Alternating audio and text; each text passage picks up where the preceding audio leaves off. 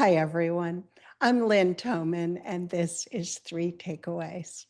Today, I'm excited to be with Mark Cuban, entrepreneur, investor, and former owner of the Dallas Mavericks.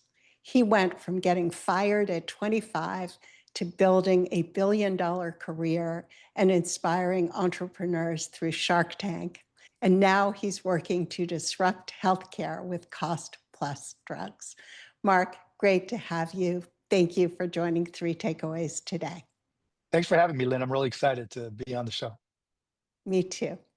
Mark, you've built several businesses and you've invested in many, many others. What makes a great entrepreneur? I think somebody who is so committed to their business and the goal they're trying to accomplish that it's all they think about. They dream about it.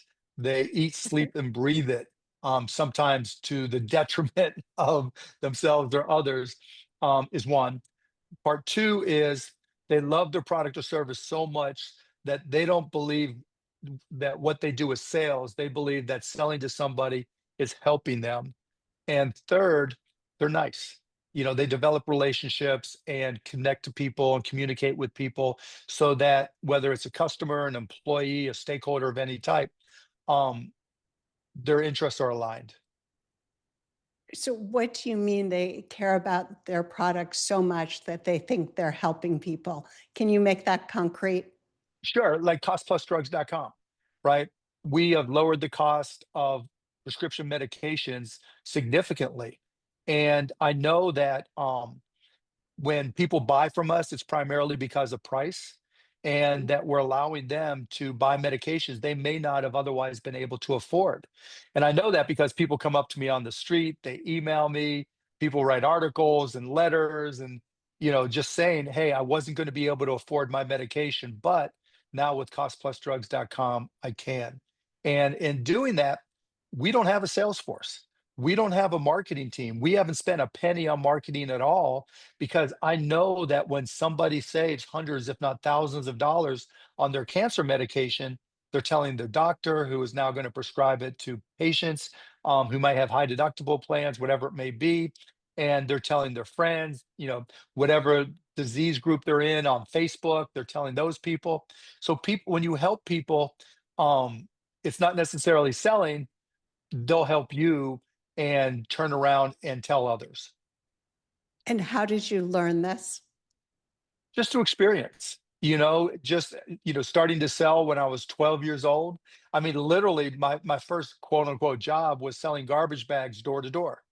And it became very simple when you go up to somebody in your neighborhood and knock on the door and go, hi, my name is Mark. Do you use garbage bags? And then you realize that I'm making their life a little bit easier by, bringing a box of 100 garbage bags that, they don't have to worry about it now. And they, I could tell by their response, I could tell that by their reorders that this was a service that they needed and it was helpful to them. And so whether it's life-saving or simple, like a box of garbage bags, if you can reduce the stress of people who are your customers, they're going to stay customers. And why garbage bags?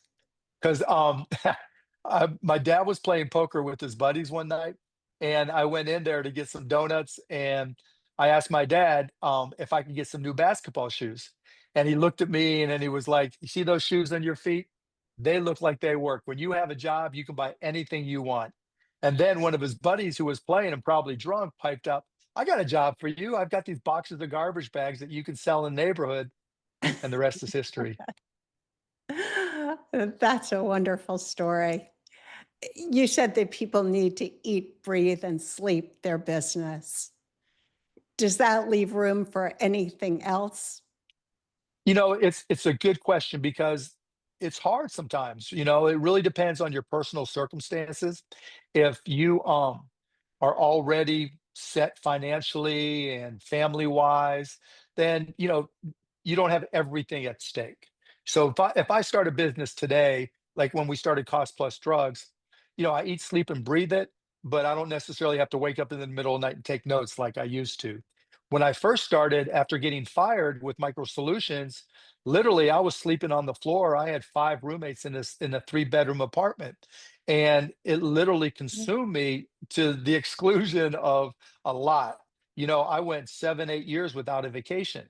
I, went through relationships, because I made it clear that this was my mission. I didn't want to sleep on the floor. I didn't want to stay there. I wanted to be in a position where I could control my own time. And it wasn't like a regular job. I had to give things up and make commitments. And, being an entrepreneur typically means giving something up. Giving everything up is really what you're describing. Pretty much, yeah, yeah. Because you always have to realize there's somebody competing with you. You're not alone. People think, I hate my job. I'm gonna start a company and it's gonna be so much better because it'll be my company and I can set all the rules without realizing that there's people competing with you. Even if you may not know they're competing with you, there's people who may not love your product or service as much as you do and may not be willing to buy it. There's costs associated with that. You may not get your costs back. And running a business is never just a straight line. Hey, I started, we're going right to 1 million and 10 million in sales and we'll be very profitable. It never works like that. And most people don't know it until after they've started. Mm. How important is being agile? Oh, for sure. It's a great word, great question, because you've got to be able to zig and zag. Because, if I'm competing with Lynn and her company, and we happen to be in the same industry, and I do something smart, then you have to adapt and you have to be agile. And vice versa. If Lynn does something incredible, like we know she will, then I've got to be able to adapt and adjust. And so many times, like now with costplusdrugs.com, we're competing against behemoths. And when you run with the elephants, there's the quick and the dead. So I've got to be quick to make sure that I could adapt and do things as they do things and try to actually stay ahead and make them respond to us, which fortunately we've been able to do. What does agile mean today with AI? It means AI is a tool like any other tool. AI is not perfect. AI is like that person we all know that remembers everything. I have a girlfriend from college that I could ask her what we did that one Thursday on spring break, and she'll tell me exactly what it was. And AI kind of remembers everything too. But AI doesn't understand or doesn't know the consequences of its actions or recommendations. And so somebody said it best.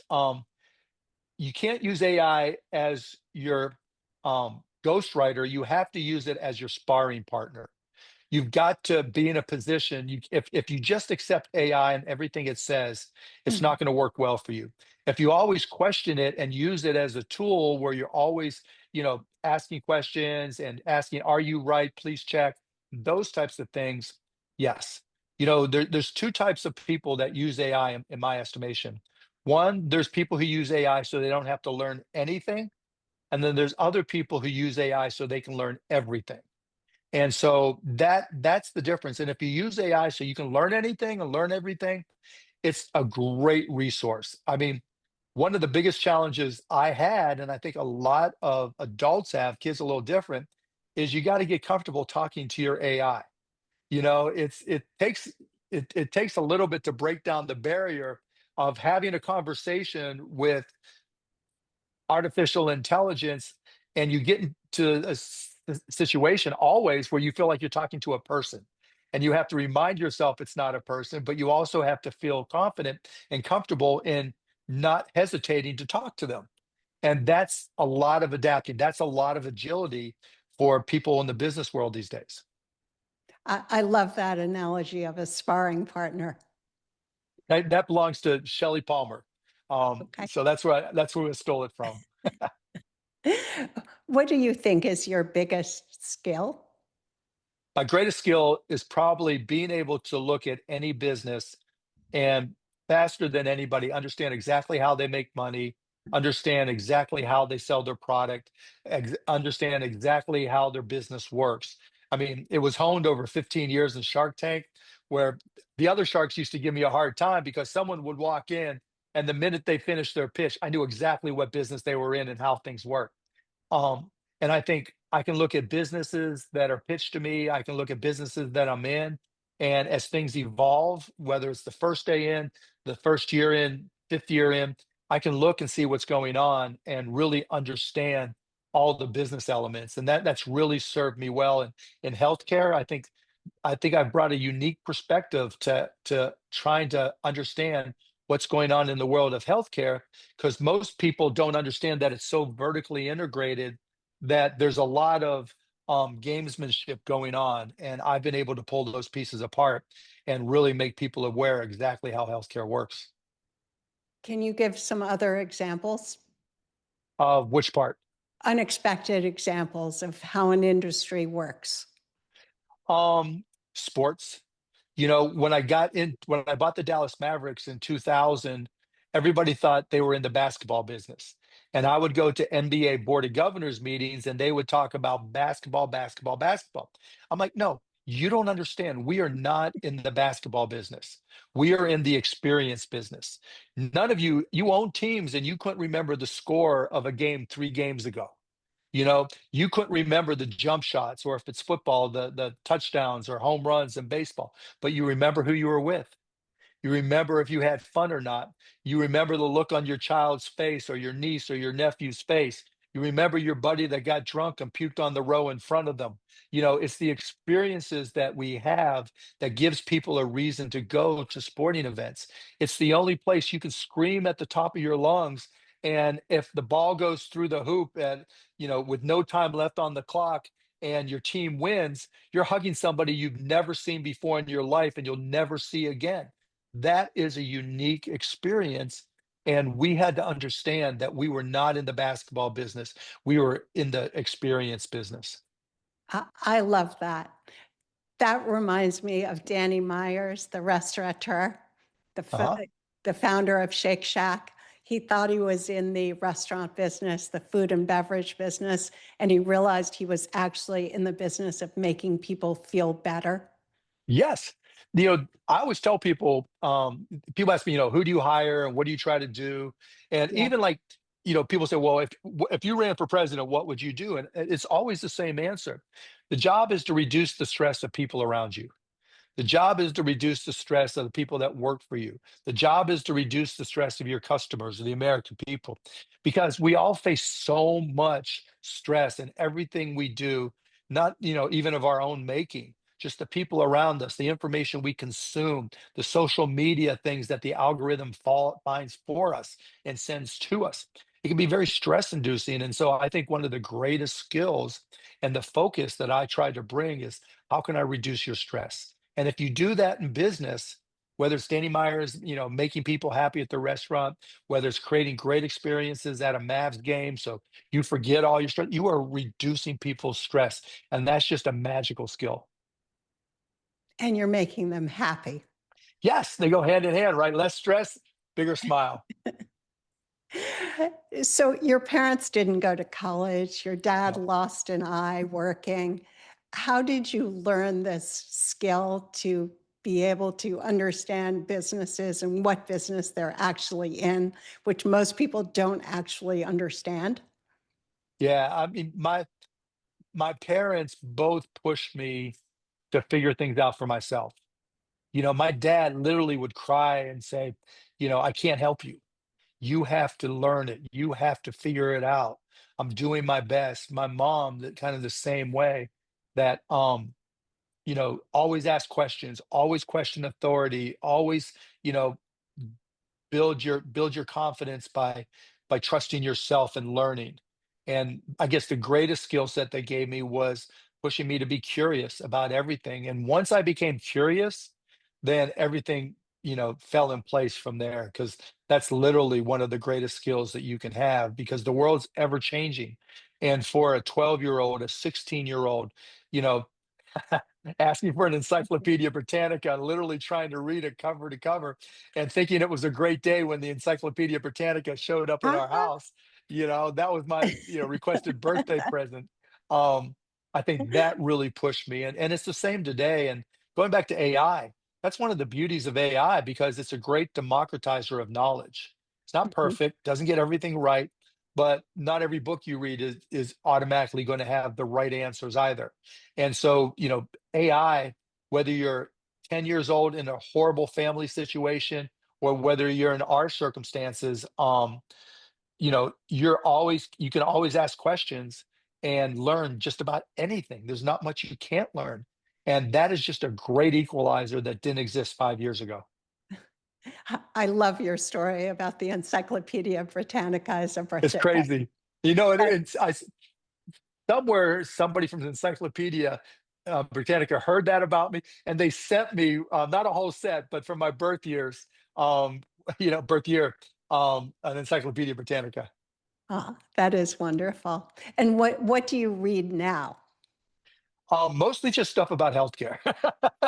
I feel like I'm going to like university just to learn about healthcare. I love to read mysteries. I love to read biographies. I like to read, but you know, walking into an industry where most people have been there 10, 15, 20, 25, 30 years and have one specialty area and trying to pull all these different pieces of healthcare together, pharmacy, hospitals, drug manufacturing, whatever it may be, that's a big job. And so now I literally spend, I can't even tell you how many hours a day reading all I can and then going to AI and asking questions, does this make sense? How does this work together? Do deep research on this company and explain to me why this is. Or here's the number for this legislation. Summarize it for me so I don't have to try to, go blind trying to read each and every word of some legislation. And so that's what I spend all day, every day, and along with emails, because people send me emails and questions and give me informative information, and I got to be a sponge. Before I ask you more about healthcare, you've said your parents taught you to be nice. Has that been an advantage in business? Well, to be honest, I wasn't nice for a long time. My parents were great, particularly my dad, but my first company, all I knew was what I saw on TV and books I read, and movies I saw. And I always thought, to be a businessman, put aside businesswoman, a businessman, you had to be, very specific and sometimes condescending and very overconfident, a little bit of the fake it till you make it. Mhm. Um, and I was I was very demanding and wasn't considerate. Like if someone did something I thought violated common sense, I would get mad. How could you Mm. say that? And then one of my partners came up to me a few years later and he was like, Mark, you're scaring people. You are so intense on all this stuff. You need to be nice. And that's when okay, that's the last way I want to be. I'm just I know I'm intense, and that turned it, and it turned out to make things a lot better and a Oh, lot more effective. And that's where I learned my lesson. and how do you think about success today? And has I that think changed over time? Yeah, it's obviously changed over time somewhat, because when you're sleeping on the floor with five roommates, you have a different definition of success. When you come home and the lights are turned off, or you go out and your credit cards, cut up, that gives you a different definition of success than today. But I think the theme underneath it all these years has been just waking up with a smile, knowing that I can make today a good day. And to me, even when I was broke, I was successful, right? I could put a smile on things, and people say, does money buy happiness? And what I've learned is, if you were happy when you were broke, you're going to Mhm. be really, really happy when you're rich. If you weren't so happy and didn't have a good attitude when you were broke, you maybe that doesn't automatically just go away because your bank account.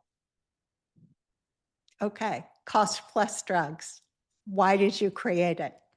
I actually got a cold email from my current co-founder, Dr. Alex Oshmayansky, and what he said was, right now, in this day and age, there are generic medications that go on a short supply list, an FDA mandated short supply list.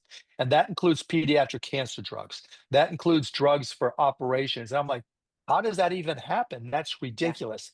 Um, and it got me looking into the drug supply chain and the pharmacy industry in general.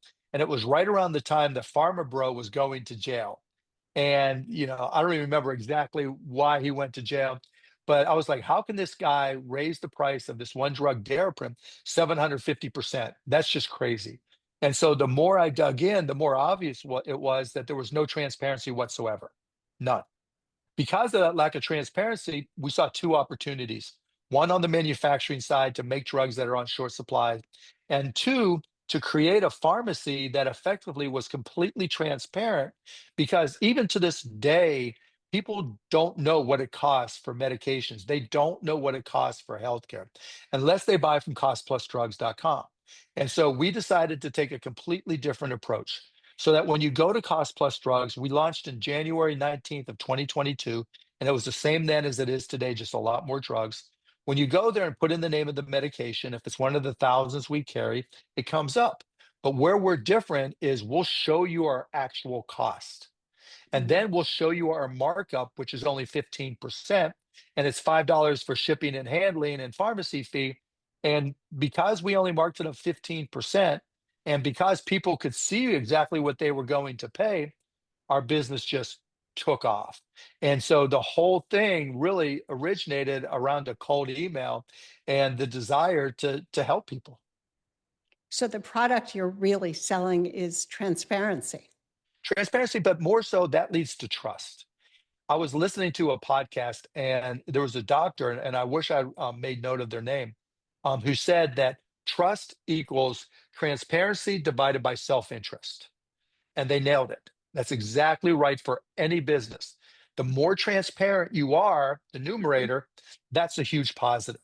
To this day, 4 years after our launch, we're still the only pharmacy that publishes a complete price list. And then there's self interest, the denominator. To mark up a product only 15% when others are marking it up 100, 200, 500, 1,000%, Yeah.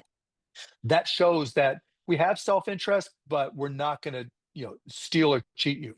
And that's what builds trust. And when we were first getting started, a lot of the people we were bringing in, well, what are you doing for marketing? How are you marketing the company? I'm like, we're not. Like, what? How are we going to get people to buy from us? When you save someone thousands of dollars on their cancer medication, they're going to tell everybody. And so trust comes from, being transparent, showing people you have their interests at heart as much as your own, and then they'll trust you. And when they trust you, people want to do business with people they trust, and they'll tell others as well. And you don't sell people's medication information to No, 500 none or of that. No, 1,000 no, none of that. partners No, no, no. like everybody else does. Yeah, we make our 15% and that's it. Now we build other businesses. We have a wholesale business that we sell to hospitals and clinics because they're just as bad at buying medications as patients are. And then we've expanded our manufacturing and we've shrunk it so that we can do things like make N of one medications in a tractor trailer that we can ship to a research center. So if somebody, you hear all these stories all the time about somebody has a disease and they're one of 15 people in the world and they raise Yeah. a lot of money to try to help them, and that's great. And then they send that money to research scientists and doctors.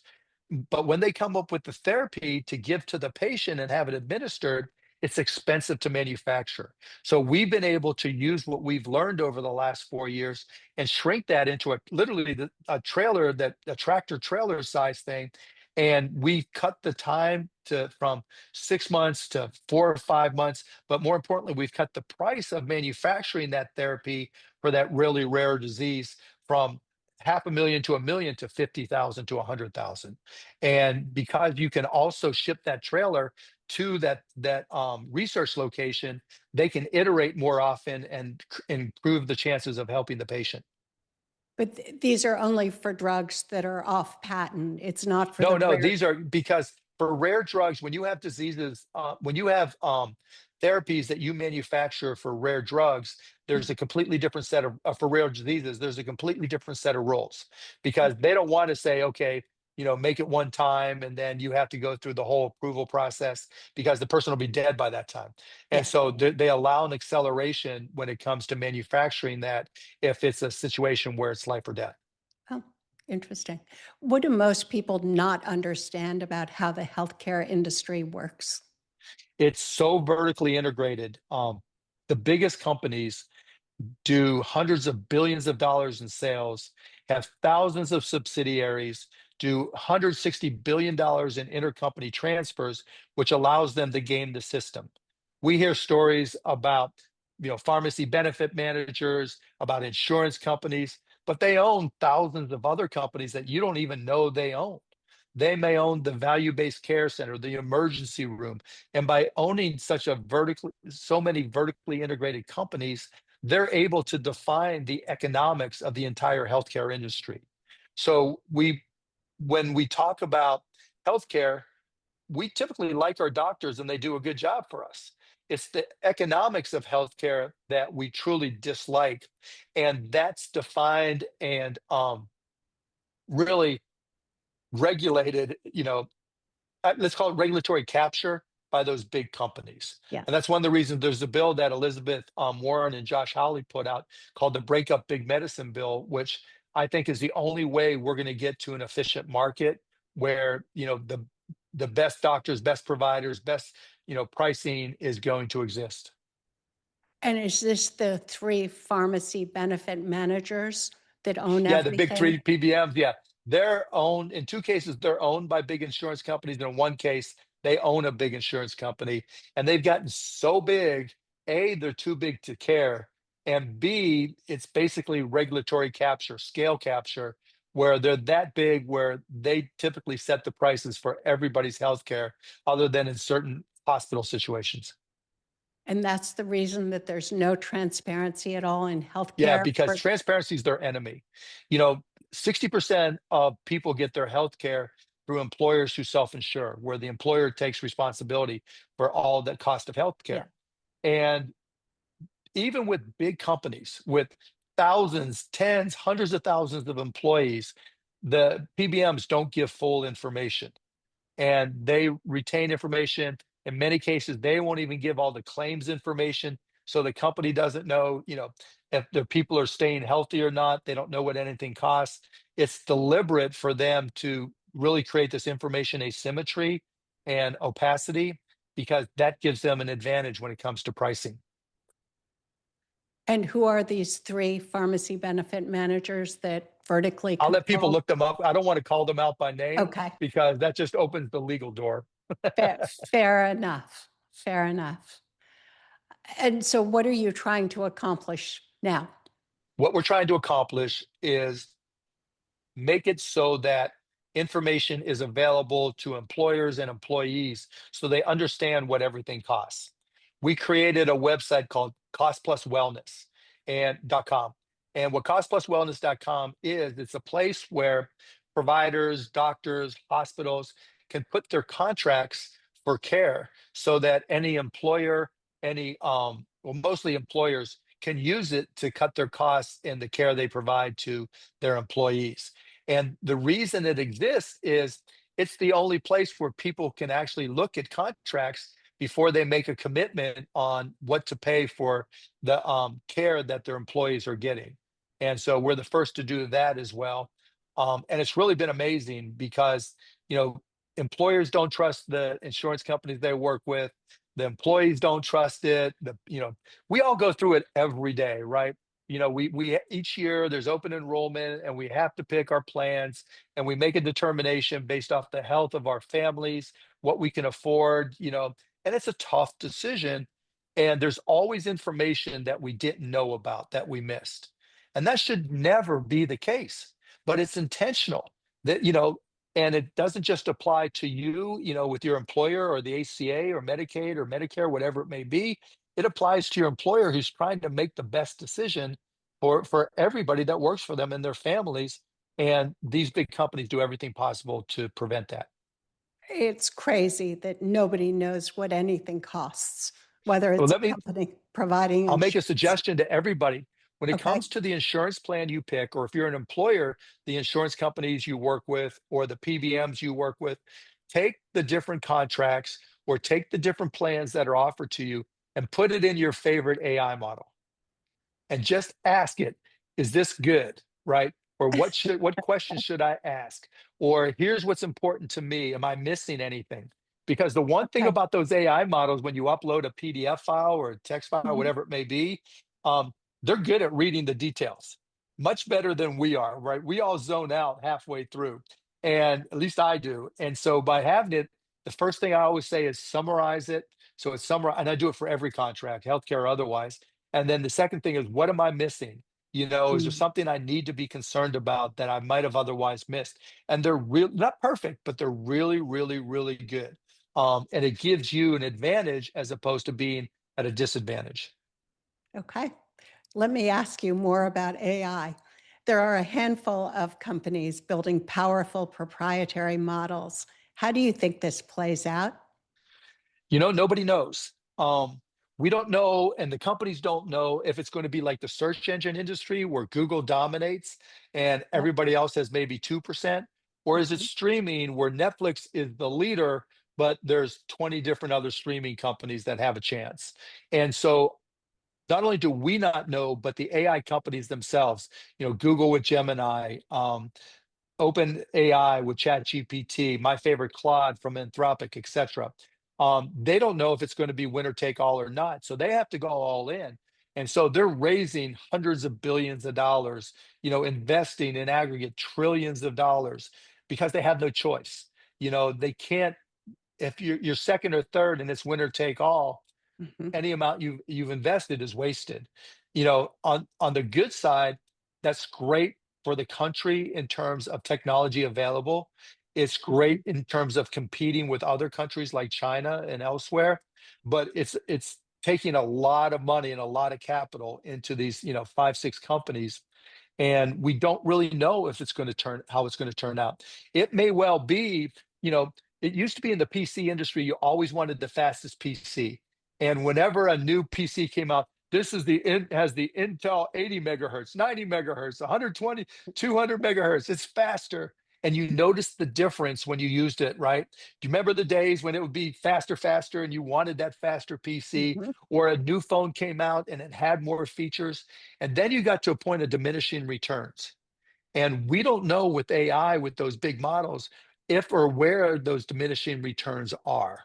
And will we get to a point where we don't need the other 10, 20, 30% that they're trying to add, and somebody smaller will pop in?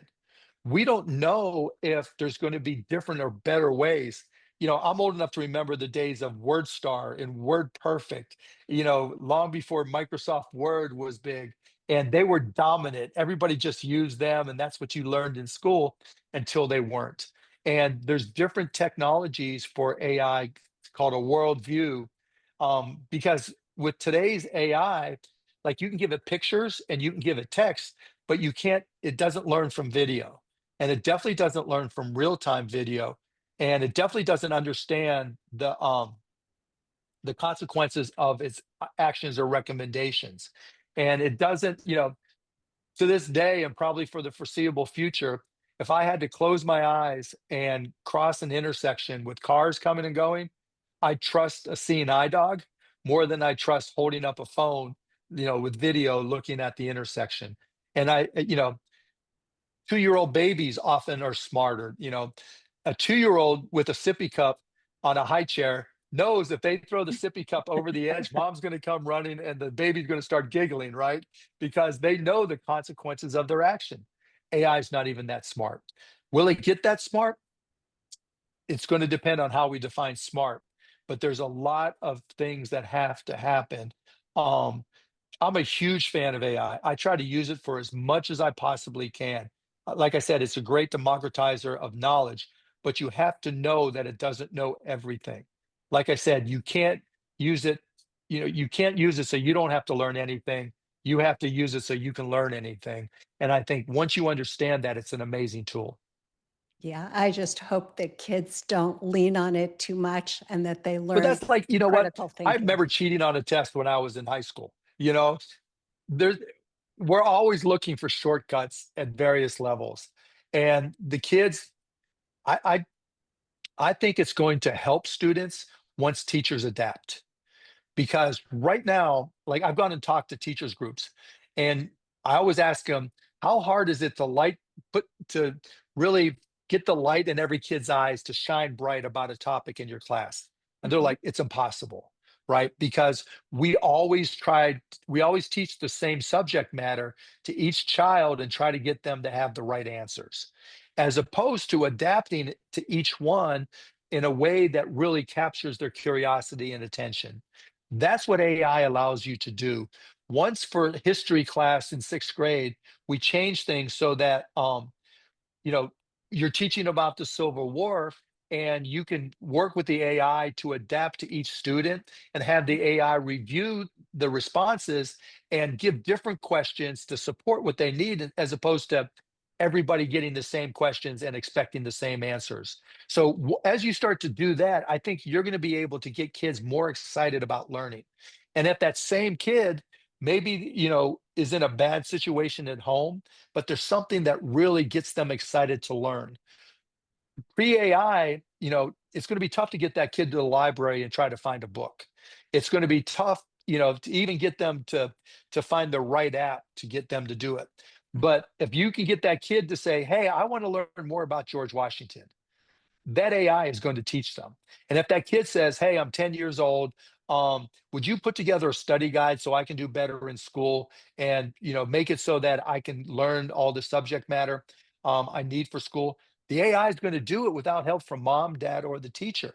That's just such a huge step forward once we adapt and understand.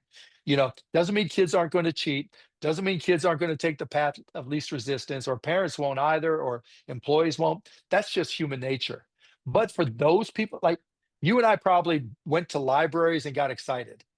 You Mhm. know, we don't have to go to the library. You can if you want, but now that library, you have every library in the world available to you on your phone, download from a free app, you know? How insane is that to be able to excite kids to learn? Once we get that attitude and kind of reframe how we teach, I think kids will get smarter, not dumber. I hope so. I love the idea of AI generating that spark in kids so that they That's the want whole to goal, learn. right? That is the whole goal. And so we have the tool, we have it available, it's free, you know. And if the kid doesn't have a smartphone or the family doesn't have a laptop or PC, okay, then we get them to the library or stay after to get some help from school. But there's nothing that kid can't, you know, be curious about. And by the way, most AI have filters so that they can't do crazy stuff that you don't want your kid doing. Yeah. 5 years out, what do you think AI changes? What will be different? I think if you would have asked me this 3 months ago, I would have said it was dramatically different. Mhm. Um, but I think now, because it changes so rapidly and you learn stuff every day, I think it's going to be less, um, things that won't be quite as different as some people think. I don't think, I'm not a doomer. I don't think everybody's going to lose their job. Um, I went to school at Indiana University and Terre Haute, Indiana. I remember famously made all the records. RCA Records was there. Then they made all the CDs. And there was a company that made the tuners. Remember when you had to stand up to change the channel on a TV? Made Yes. all the tuners. Yes. And all of them are gone now. And yet, all those people lost their jobs. And hopefully they found others and we survived. There are going to be people whose jobs are just yes or no answers.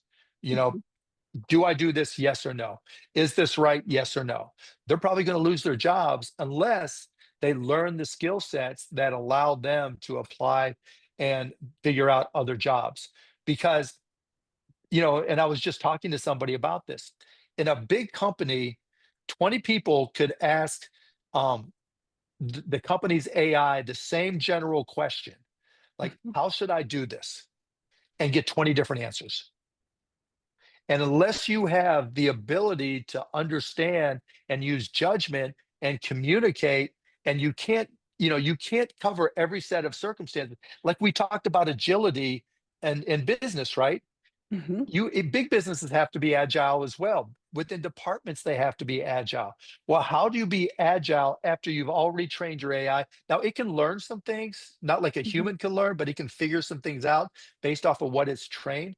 But somebody's got to have the judgment when things zig and zag to know, no, this is the right answer. And you've got to know, you've got to, be able to spar with it to say, no, that's not the right answer. Maybe you need to talk to your boss, which means you are going to have a boss to make that determination. there'll be so many people using AI, the level of competition will increase. It won't be sixth grade basketball, it'll be NBA level basketball, but you'll have the tools to be able to do that. If AI makes knowledge and expertise abundant, do you think that personal relationships and businesses that offer personal services will be in demand? Oh, of course. Yeah, of course. I've even made some investments along those lines.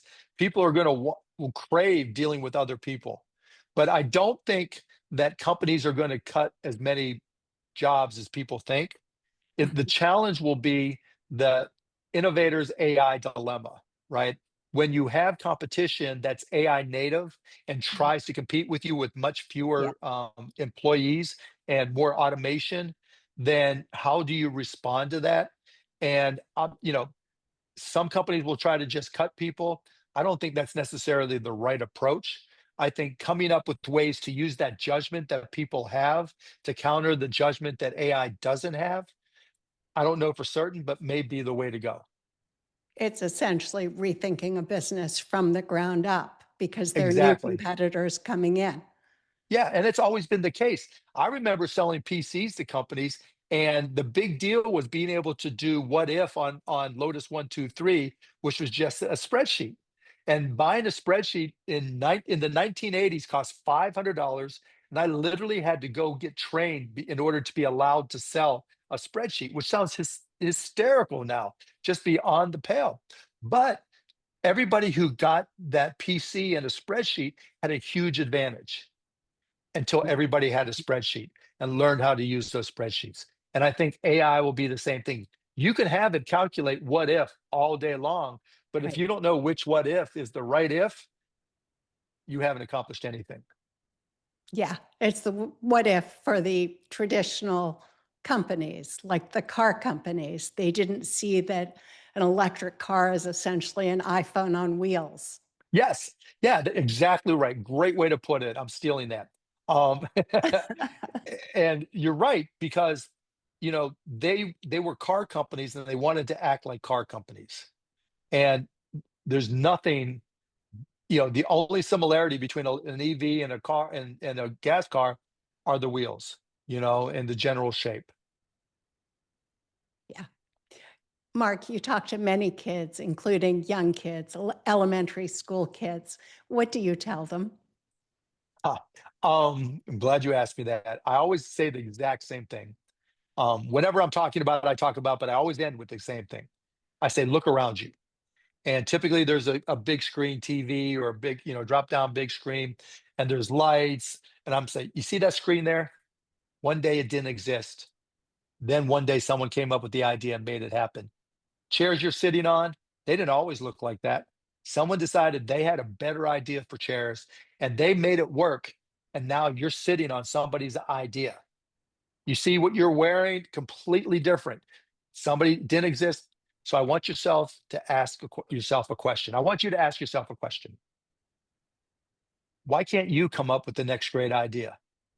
Why can't you come up with something that changes the world? So when you're second guessing yourself and wondering, can you do it? Ask yourself the ultimate question. Why not me? Why can't I be the one to change the world? Because inside of everybody, there's something. The hard part is just finding it. And of all the things that you touch, that you buy, that you wear, that you see, those people aren't famous. They weren't people who, oh, that person's going to change the world. No, it's just somebody who had an idea, asked themselves, why not me? And then answered, why not me? And went through with it. That is lovely. Thanks.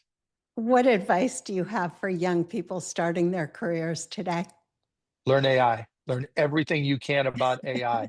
It's like carrying, the library that you went to school with in your back pocket or in your front pocket.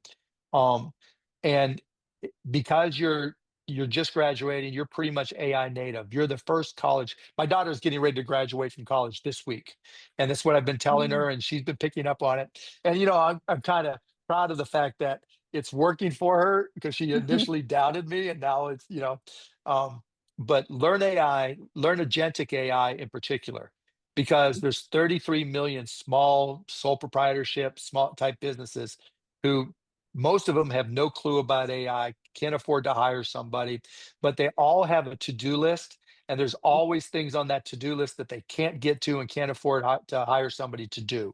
And using agentic AI, you may not be able to do all of them, but you Mhm. can walk in, charge 25, $50, $100 an hour, whatever it is, and do those things for them, and then charge them some amount per month to come in and check on them to make sure it's all still working. And you do that and become that expert.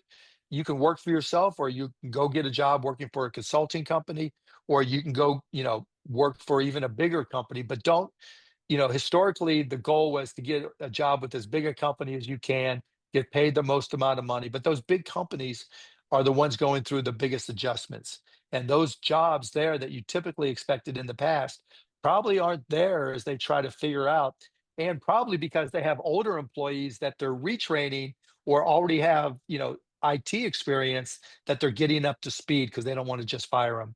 And so go to those small companies that need that help, understand agentic AI and everything you can, and also realize you have more time to yourself now than you ever will for the rest of your life. And AI is changing so rapidly, you'll be in a unique position to be able to keep up with it, where so many other people have to worry about all the other things that adults worry about. You'll have a big advantage. Hmm. Before I ask for the three takeaways you'd like to leave the audience with today, what's a question you wish people would ask you but haven't been asked? Oh my goodness. Why didn't the Mavs win in 2006? No, because the referee sucked. I think still, I mean, you did a good job of asking them, right? The uncertainty of AI. Does anybody know how AI will turn out? And the answer is no. Is AI as, you know, powerful as everybody thinks it may be? No. Mhm. Um, will AI always be there? Yes. Are those the three things? No, no, no, not No. yet. Absolutely not yet. Okay. And finally, your three takeaways for someone listening to this conversation and who only remembers three things. What Right. should those three things be? Curiosity is a superpower. Mhm. Being nice is a superpower. And not being afraid and being excited to use AI is a superpower. Because once you can break down that barrier and realize it's a friend, not foe, Mhm. then you are going to be able to do things far more efficiently and fill your curiosities far more often than you ever dreamed possible. That is lovely. This has been a pleasure, Mark. Yeah, I Thank really you. enjoyed it, Lynn. Thank you. Great questions. I really enjoyed this interview. I really enjoyed it too.